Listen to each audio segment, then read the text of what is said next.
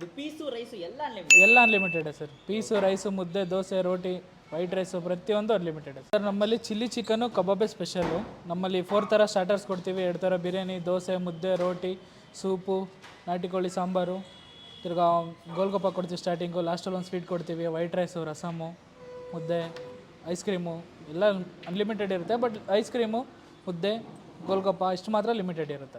ಹೆಂಗ್ sir workout ಆಗ್ತಿದೆ ನಿಮ್ಗೆ ಇಷ್ಟೊಂದು ಅನ್ಲಿಮಿಟೆಡ್ ಕೊಡ್ತೀವಿ? ಸರ್ ವರ್ಕೌಟ್ ಆಗಿರೋದು ನನಗೆ ಇನ್ನೂ ಗೊತ್ತಿಲ್ಲ, ಬಟ್ ಕೊಡಬೇಕು ನಾವು ಕಸ್ಟಮರ್ಗೆ 100% ಕೊಡ್ತಾ ಇದ್ದೀವಿ.